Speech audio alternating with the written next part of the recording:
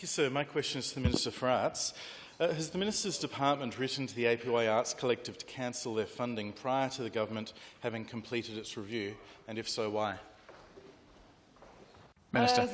Yes, I was advised that the best course of action, the most prudent course of action under the circumstances while the review was being undertaken was to provide a notice under the grant agreement. It was a 6-month no-cause termination period.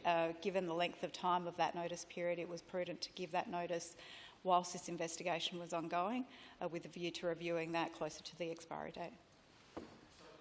Before I call the member for Morialta, I acknowledge the presence in the chamber of students from Waldorf School, Mount Barker.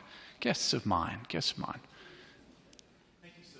In the Minister's response, she described a review of that matter prior to the 6 months coming up.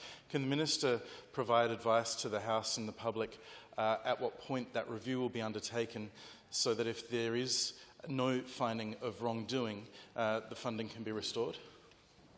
Minister.